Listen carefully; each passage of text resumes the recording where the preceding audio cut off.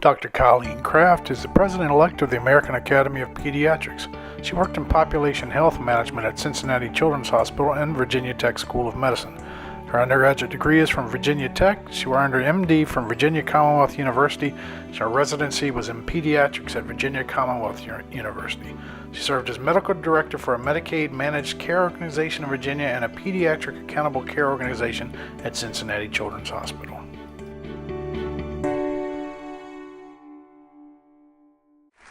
Our next speaker is going to be a virtual speaker, Dr. Colleen Kraft. Hello, I'm actually on the call here. Okay. Are you ready to go? And I am ready to go. I am trying to see where my slides are on the meeting here. I can pull up the presentation here as well too, and just ask Patrick to advance slides for me, if that makes sense. That'll work. Okay, so you can see the slides that are on there. Yes, we can. Okay, all right. Well, let me go ahead and pull this up.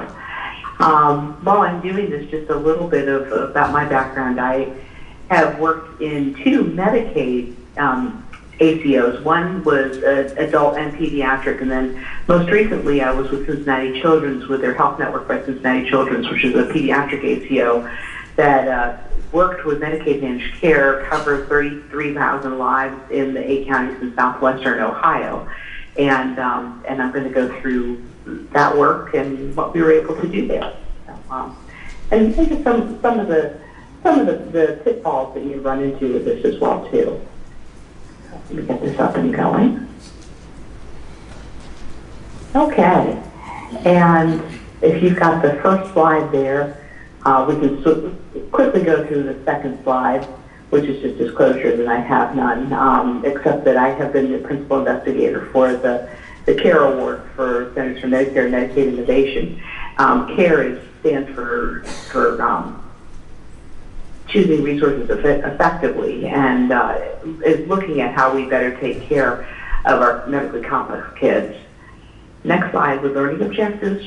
First of all, I'm going to have a focus on pediatrics here because it's my background, and recognize how that pediatric AAA differs from adult models. And then secondly, understand one model of value-based payment and the effect on both pediatric population health and pediatric practice health. One of the caveats in pediatrics that I will tell you right now is very different than the last speaker is that our independent practices are important because they are on-the-ground access for our families. And we have a way that we've been able to work with them and incorporate their data and share that with them, which has been a great thing. So the next slide, when this got started, we were looking at outcomes and experience and value based on the Institute of Medicine dimensions and looking at improving the quality of care. Next slide. So we'll start off with a patient case. We have a little one who was admitted with status asthmaticus. And we have standards now in the hospital where she has weaning of her aerosol frequency. She's not likely to experience the necessary radiography. Her risks are assessed and control of medications are started in the hospital. Primary care physician is in the communication loop. The medications are in the parent's hands prior to discharge. We know that if you send in a prescription, about 3/4 of the time, parents will actually get it, but you get 25% of the kids who won't get it. So we've started just giving the prescription as parents leave the hospital. She's discharged when she's medically ready, and we've started benefiting from a non-traditional home health visit. Next slide. But if you look at this, you look at the percentage of children getting a controller medication in the hospital. We started off with 60%, and we've gotten up to 95% of the kids who get that controller started while they're in the hospital. But the next slide, if you look at encounter performance versus population performance, and you look at those kids who are continuing on that controller, you're really looking at about maybe 60% of kids that really need to be on there. So the next slide talks about where we're going. And again, if you look at that triple aim, we want improved population health, we want better experience of care, and we want reduced per capita costs.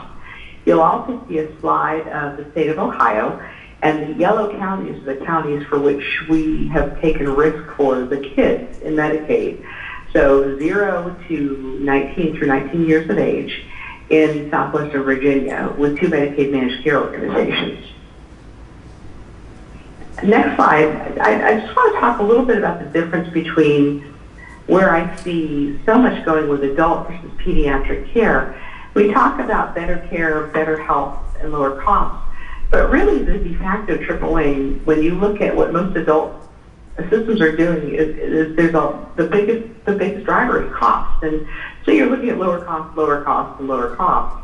If you look at the next slide, and we talk about the pediatric triple aim, it's a very, very different model, because what we know is that health has to be intentionally built. And if it's not, if you don't optimize health and development, and you don't have a healthy child, then you're just going to continue to repeat the cycle of unhealthy adults. So the best thing we could be doing as pediatricians, as pediatric patient providers, is delivering a healthy child to the adult health system. And that's eventually what's going to reduce the cost of care, because we want to reduce high cost of care now with our medically complex kids, but we're looking at population health, we're looking at interventions for everybody in the risk stratification. Next slide. So what does addressing social determinants look like for a family? So this same child who was in the hospital and was treated in an evidence-based manner and was given her controllers when she went home, you find out this is her 3rd admission in 4 weeks of status hepaticus. And the problem is not noncompliance. It's not coming to her follow-up visits. It's the harassment set off by fumes in her family's apartment. And her family desperately wanted safe housing. So next slide, what we are doing with this is putting population health principles into individual care. So this 3rd time when this child was in the hospital, her inpatient team met with her nurse case manager or social worker and her family and the medical legal partnership. And what they were able to do was get this child into a hotel and her family into a hotel upon discharge, work to get her out of that lease, and work to get that family into some safe housing. And the cost of doing all of that was about 1 hospital night. So, it's important to see that we could be reducing high-cost care and really optimizing the health of our kids at the same time. The next slide, this is really just a schematic of how do payment models support our work. Because we are, by and large, still in very much an encounter-based system, fee-for-service. And what that means is that you are paid for services that you do, and if you do something that doesn't have a specific code, then you're not going to get paid to do that. Now, payment models have evolved so that there is additional payment for quality care, which is medical home or pay for performance. There are now bundled payments and payments for episodes of care, and we're seeing that in the pediatric world, particularly with asthma. There's global payment for performance risk and pay for performance. And then finally, at the far end, when you're thinking about population health and you're thinking about taking care of those kids that you see as well as the kids that you don't see, global payment with financial risk is where a lot of children's hospitals are beginning to go. And you're also seeing this with your ACO models as well, too. The difference between Medicare and Medicaid is that Medicare ACOs came with some very specific guidelines, specific standards, ways of payment, and then some payment to get it started. Medicaid ACOs are the Wild West. There are no standards. It was pediatric Medicaid ACOs, there was a line written in the Affordable Care Act legislation, but there's no financial support, there's no metrics. It really is something that we have had the opportunity to develop on our own. Next slide. So this is a schematic of fee-for-service versus what we're doing in value-based care. So you have Joey who's in the hospital, and that bill goes from the hospital to the managed care organization, and then the dollars flow back to the hospital. In a risk model, what happens is that you are paid a capitated rate every month to keep that child well, to manage that child's care, to divide the dollars differently. So when the money comes initially, so when that child goes inpatient, the bill goes to the managed care organization, but then goes back to the risk convener, which is the health network in our system. So the whole idea is to provide help that's going to keep that child well, that will keep them out of the hospital. And really, truly, with a lot of our conditions, the most expensive and least effective thing we can be doing with our kids is putting them in the hospital. So if you're able to decrease that, the dollars really make a lot of sense. So the health network, this slide, Health Network by Cincinnati Children is an experience with an alternative payment model. Next slide. This is a schematic of how the payment worked. So the state of Ohio Department of Medicaid contracts with 5 Medicaid managed care providers, and that's how Medicaid is actually run. There's very, very few waiver or fee-for-service Medicaid kids. It's mostly kids that are into managed care. So what the health network did was it negotiated a high percentage of the cap. It was 85 to 87% of the cap that the managed care organization got from the Department of Medicaid for those children in the 8 counties in southwestern Ohio. And what happened from there on out was that there was payment to other hospitals, not Cincinnati Children's, but the birth hospitals for newborns and ER visits. There was payment to providers as well, not only Cincinnati Children's providers, but also the providers in the health network, which were primarily small private practices, at the contracted rate that they had with the 2 Medicaid managed care organizations. And then the rest of those dollars were divided into the operations of the health network, where we took responsibility for utilization management as well as medical management. And at the end of the month, what was left over went back to Cincinnati Children's to essentially, if we saved money, we were able to keep that and reinvest in programs. If we lost money, then we lost it. And the whole idea was, what can we do to keep those dollars running efficiently and not overusing them in hospitalizations? Next slide. So the variable capitation model helped us gain experience with value-based care. It allowed for innovation pilots, and I'll explain a little more about these later on. But when you have ideas in terms of paying for social determinants or paying for telehealth, things that are not covered by Medicaid, you can't do them without the dollars to get them started. And having that one pot of dollars that we could divide differently really allowed for innovation pilots. It allowed for alignment with primary care, too, which I will explain a little bit later. The next slide, what have we learned?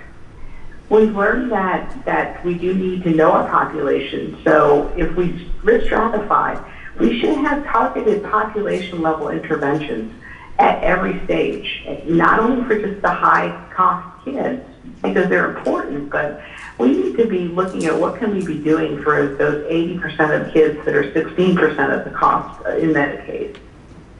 Patient attribution, really important. And I can tell you my own experience as a primary care doctor, getting report cards from health plans that essentially said that, your immunization rate was a lot lower than you thought it was. And then you would look at the population they were describing, and I would find 50-year-olds in it and people who were clearly not my patients. The really important part of attribution is that if you don't have data that's correct, your doctors are not going to believe them, and they're not going to act on them. So really important that you have accurate data. And if you do, then it's believable, and your physicians will begin to align their practices with that data. One of the other things that was mentioned in the last talk was about data and analytics at the practice level. If you're going to be working with small practices, they don't have the capacity to be able to do that. And so we essentially did that for them. What we did was we we ran the data and analytics from the healthcare utilization metrics, and we're able to then go out to the practices and meet with them and show them their own data, and they really appreciated that. Measurement of interventions and outcomes, trusted relationships with patients, families, and providers. I can't really underscore this. I mean, your patients, and I know our patients, would much rather call their doctor and get Brenda at the front desk than call 1-800-GET-LOST and be lost in the call center system. Call centers are a real detriment to patient access because people don't want to be on the phone waiting forever. It really breaks that trusted relationship with their clinicians. And the more on the ground folks you can get and be a part of your ACO, the better it is for everybody.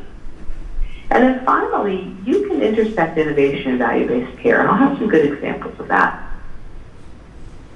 So the next slide looks to show you our population, and the dark red is where we had the greatest volume of our population. So what I could tell you is that Cincinnati proper, which is kind of on the left-hand side of the slide, you can see those dark red dots, and you would expect that there. What was surprising for us is that we had a large group of our population in a very rural area of the state.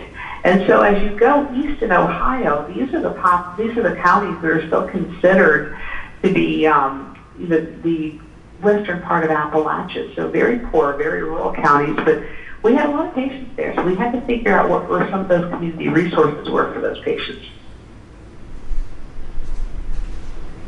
Okay, next slide. So alignment with primary care. We developed a network of practices, and with these practices, we started off with paying additional $2 per member per month for participation. One of the problems that I see happening with pay for performance or payment for quality metrics, as you set up an ACO, is that the bar starts way too high because practices want to do the right thing, but to make a series of 10 metrics right off the start is not something that they're able to do. And if you're going to really engage practices in changing from encounter-based to population-based payment, you have to start at the very beginning. So we started with attribution. For that $2 per member per month, what we asked our practices to do was meet with us every 3 months. We would come out, spend a half hour with them, and we would go over their data with them. So we would show them, first of all, attribution. Who does Medicaid say is your patient? Who is really your patient? And really important to be able to do this because this is where you find your gaps in care. So a lot of kids who have Medicaid don't make it to the doctor for well visits. They don't make it to the doctor for needed care. And one of the big things we could be doing as an accountable care organization for pediatrics and Medicaid is making sure the kids get in for the care that they need. And that was the first project we did with all of our practices. What we did was we took the kids that were in that assigned but not attributed. The managed care organization said they were patients of the practice, but they'd never been seen, and we worked on getting them in. And the practice looked at the kids they recognized and called them. We looked at the kids that they didn't recognize, and then would call the families and get a warm handoff to the practice front desk, and then be able to arrange transportation. And that's the way that you can address gaps in care. That's the way I see this from a population health standpoint, that's where you identify your next potential non-accidental trauma, or your next child who's going to be in a horrendous accident, or your next child who may be in a social situation or environmental situation where they may have respiratory problems. It's really getting them in for that needed care, and you engage your practices in the process. As you go along, what you can then do as you develop the relationship with the practice is say, okay, let's get another quality metric that you want to work on. So a lot of our practices worked on their adolescent health care metrics, and several of our practices worked on lead screening. But the practice can look at their data and say, hey, we're really not doing well here. Let's figure out how we can start a process of continual quality improvement and work on one metric at a time. Next slide. Next slide shows our attribution flow diagram model. And what we did was this. We took the most recent 12 to 24 months of historical claims and analyzed them for all the specialties that did primary care. And the provider that had the most visits was where we attributed the member. If there were no claims for the member, and again, that a lot of kids don't make it to their well visits and they don't make it to the doctor, we selected whoever the MCO assigned as the primary care provider. And the next slide, you can see our correct attribution. We got up to about 80%. And interestingly, the kids that we were not able to really connect with a primary care or medical home were in many instances kids that had a subspecialty medical home because of a medical condition. So these were the kids who had, for example, cystic fibrosis. And so their de facto medical home was the pulmonologist's office. Or these were kids with cancer who, had a primary care doctor, but most of their care and visits and support was in the hematology oncology clinic. Next slide. So with principles that every child needs the medical home, the question that we asked is who needs universal interventions and who needs targeted interventions? And again, we needed to understand our population. So if you look at the next slide, this is our risk stratification. And you can see that big blue, 80% of our members accounted for 16% of all of our costs. And the absolute biggest thing we could do with that group was get them in to their primary care doctor and identifying gaps in care and helping to address those gaps in care. But very interestingly, the top 1% of our members accounted for 47% of our costs. This is really important for a couple of reasons. If you go to the next slide, you can see what that triangle looks like weighted by cost. The 311 members, that top 1% of cost was about half of all of our costs. Many of my colleagues who work and try to take care of kids who are medically complex have advocated for a carve-out for medically complex kids. And this slide really shows you why that won't work, because you could do it per member per month for those kids, but those kids are so expensive that you really have to take a population health approach to their financing in order to really get them what they need. And that if you are efficient with your population, then you'll have the dollars to adequately take care of these kids too. Next slide. So high-risk case management, we look to identify those 311 kids and provide intensive, high-contact care management, care coordination, help with social needs with a hypothesis that providing this type of case management would be associated with decreased utilization and cost. Next slide. This is a run chart of what our enrollment in high-risk case management looks like. And the Health Network started out with calling families who met that high-risk criteria to engage them in care management. And that's an absolutely abysmal way to do that, because you'll get about, what happens is families, if a family isn't experiencing crisis right then and there, they don't consider themselves high risk. So you can call when they're at home and tell them that their child qualifies for this service. But if they don't need you right then and there that second, they're going to say no. So what we did instead was we used the power of the data from our institution, and every morning we could find where those members were in our institution, how they touched the institution, who of those kids were inpatients, who was seeing their primary care doctor, who might be in physical therapy. And we did face-to-face outreach. We sent a nurse or an outreach coordinator to go and meet with those families in the hospital, in the clinic, in their therapies, to talk to them about how their child was doing and what their child needed. And over time, we actually got up to more than 62% acceptance rate for care management for these kids and families. Super important, because once you get a family engaged, then you can really help them out with everything from social determinants to medication compliance to making sure they make it to all their appointments. and do the things that are low-cost interventions to help prevent hospitalizations. Next slide. We actually did some data on this group too, and to ask the question, does care management really decrease cost and utilization? And we compared members who were enrolled in high-risk case management to those members who were exclusively unable to contact.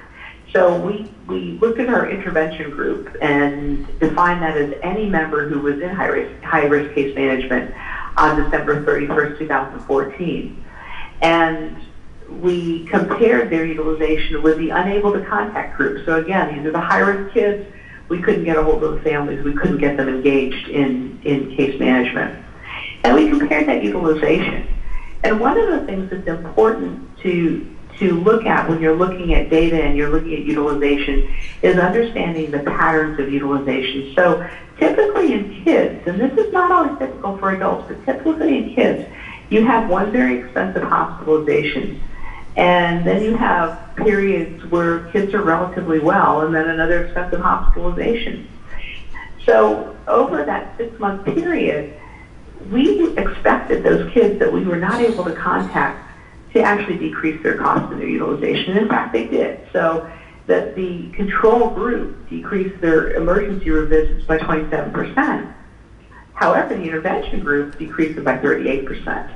And that 11% delta is really the difference that high-risk case management can do for you. Similarly, admission reduction. The kids that we were not able to contact at all that were high risk decreased their admissions by 42%. But the kids that we worked with decreased by 57%. So a 15% delta.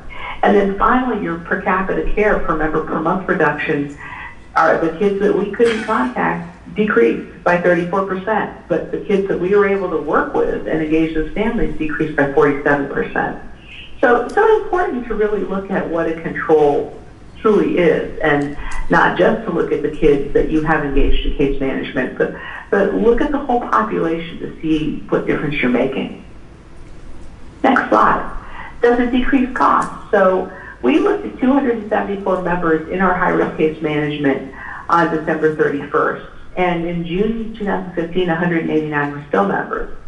And for those 189 members, we compared cost and utilization in the first 6 months in care management to the second 6 months.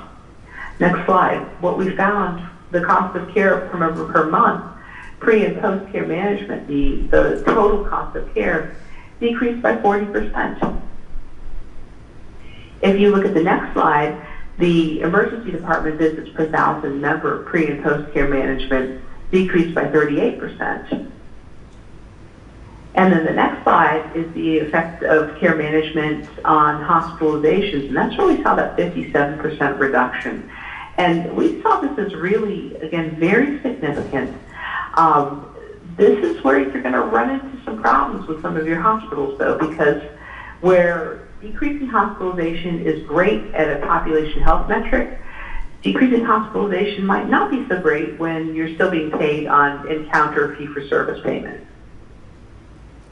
Next slide, and this is a story about population health approach and infant mortality, which is a big problem in southwestern Ohio. And we took care of the pregnant teens up until 19 years of age, so we took risk on them. And we had one who was 17, and she was 30 weeks pregnant. She had had a previous child at 26 weeks who died, and we found out she had preeclampsia with her first pregnancy, and she dropped out of school when she was in 7th grade. Next slide. So that community level intervention was getting together with this young lady and her nurse care manager and her behavioral health facilitator and social worker. We got her into obstetric care, but we also started some extra support through home visiting. So she got into early Head Start. And there's a program that is run at Cincinnati Children called Moving Beyond Depression, which is an in-home cognitive therapy, behavioral therapy base for peripartum depression. And she was treated, had weekly blood pressure checks, made sure her preeclampsia wasn't an issue. And at the same time, she started working on the GED. And the result of this is that she had a healthy girl at 37 weeks. I continue to follow this mom and baby, and the baby's almost 2 years old now, and his mom, who's finished high school, has gone on to take some college courses and actually wants to become a home visitor. She can make a big impact on families using that population health approach. Next slide shows what our care teams look like. And this is typical of a lot of ACOs, where there is a case manager who's a nurse, there is a social worker, community health workers, and shared team members. What was really important about what we did was that we actually looked at this team and made them available to everybody, and that was on the ground, and had a central resource where you could call. Just some other things that are important. So I'm going to go through quickly utilization management. One of the things we did here that the doctors loved was that was run separately as well too. We got into we were able to have our medical directors speak with physicians instead of doing denials and appeals. A couple of quick slides. We paid for medical legal partnership. We paid for a social investment fund, so we were able to figure out a way to pay for high energy bills or air conditioners for kids who had heat that made their asthma worse. And I'm just going to finish this up here. Therapy by telehealth, and then looking finally at some of our population utilization management. These are the last couple of slides here, where what we're seeing is our home care, our DME, our outpatient utilization is going up, but our inpatient utilization, our emergency department utilization is going down. And that the total cost per medical cost per member per month is also going down. And with that, I'm going to go ahead and finish and ask if there are questions.